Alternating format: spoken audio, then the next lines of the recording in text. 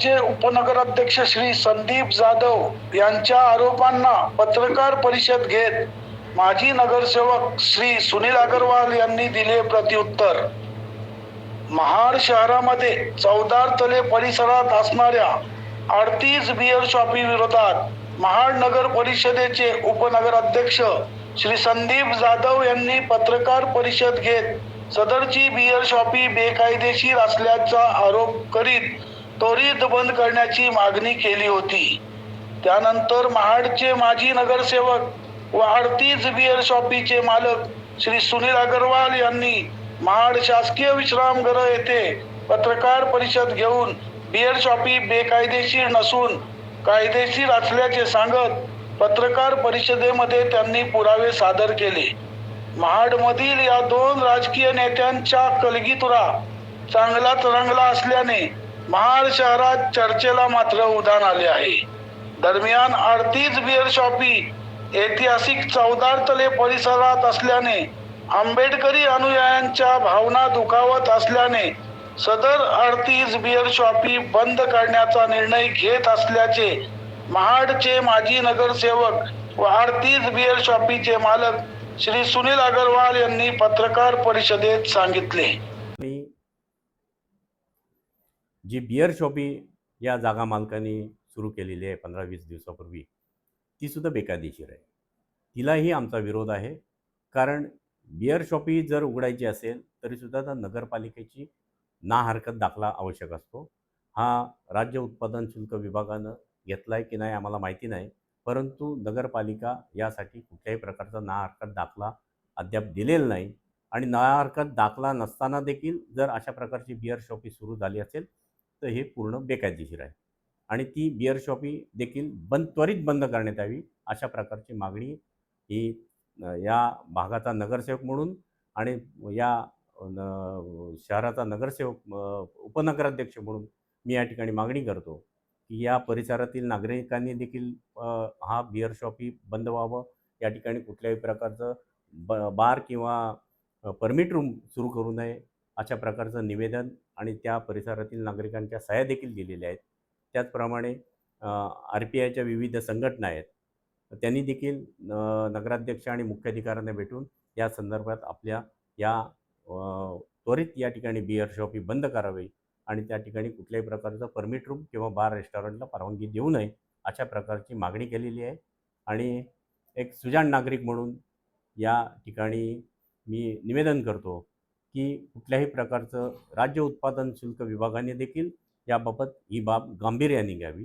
हा प्रश्न अस्मितेचा आहे आमच्या. कारण या चौदार तळ्याच्या परिसरामध्ये संपूर्ण देशभरातून पर्यटक येतात आणि अशाच पर्यटन स्थळाच्या ठिकाणी जर बियर शॉपी किंवा अनैतिक असे व्यवसाय सुरू असतील तर एकदम निषेधार्ह आहे. मी याचा निषेध करतो. बियर शॉपी बंद नाही झाली तर तुमचं पुढचं पाऊल काय असेल? बियर शॉपी बंद म्हणजे जी बियर शॉपी त्यांनी सुरू केलेली आहे पूर्ण बेकायदेशीर आहे. ना हरकत दाखला नगरपालिकेने कुठल्याही प्रकारचा दिलेला नाही. आणि याबाबत आम्ही माहिती देखील घेतली की आपण गेल्या 2-3 वर्षामध्ये ते ना हरकत दाखला या ठिकाणी त्यांना बियर शॉपीसाठी दिलेला नाही. कारण विदाऊट ना हरकत दाखला या ठिकाणी बियर शॉपी कशी सुरू झाली हा राज्य उत्पादन शुल्क विभागाने याचा खुलासा करणं आवश्यक आहे. त्या ठिकाणी आम्ही माननीय जिल्हाधिकारी साहेब यांना देखील निवेदन दिलेलं आहे. याबाबत योग्य ती कार्यवाही होईल अशी अपेक्षा आहे. बोला. नमस्कार. महाडमध्ये जी चर्चा चालू आहे बियर शॉपीबद्दल, बरोबर ना, मी शासनाच्या नियमामध्ये परवानगी घेतलेल्या आहेत. शासनाने महाराष्ट्रामध्ये दारू धोरण आहे. इकडं महाराष्ट्रामध्ये दारूला परवानगी मिळते, बरोबर ना, परवानगी मिळते. माझी तिथं दक्षिणनगर बिल्डिंग आहे. त्या बिल्डिंगमध्ये मी कायद्याच्या नियमामध्ये 75 मीटर सोडून, म्हणजे मंदिर, मस्जिद, शाळा, कॉलेज असेल तिथं 75 मीटर सोडून परवानगी देतात.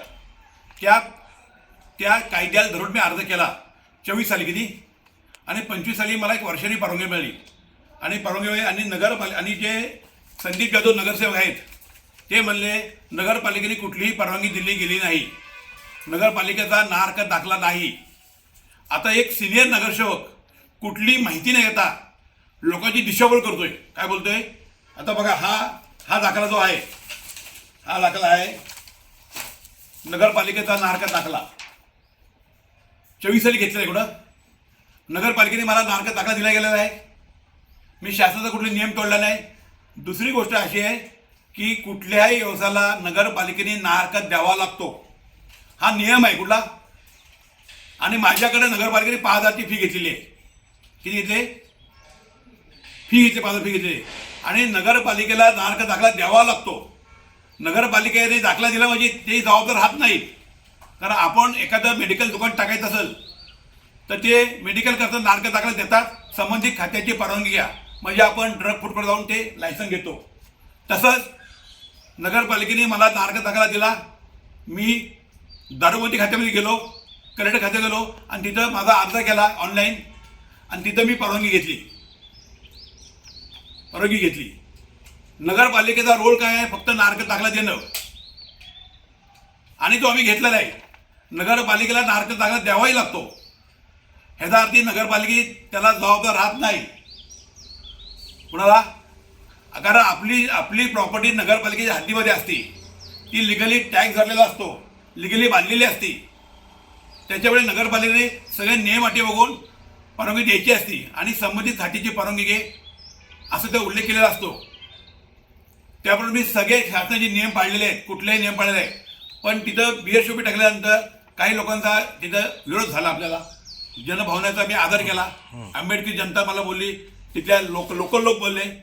मग मला कुणाशी ही वादविवाद न करता मला तो व्यवसाय करायचा नाही. मी लगेच तो निर्णय, माझी बिअर शॉपी बंद केली. मी बंद केली असताना वारंवार पेपरला, टीव्हीला बातम्या येत आहेत. लोकांनी राजकारण करू नये. मी नियमात बिअर शॉपी टाकलेली आहे, नियम तोडलेला नाही. नाहीतर शासनाने महाराष्ट्रामध्ये दारू धोरण बदलून टाकावं, लोक अर्ज करणार नाहीत. राजनीती भ्रष्टाचार वृत्तवाहिनीसाठी ब्युरो चीफ, रायगड.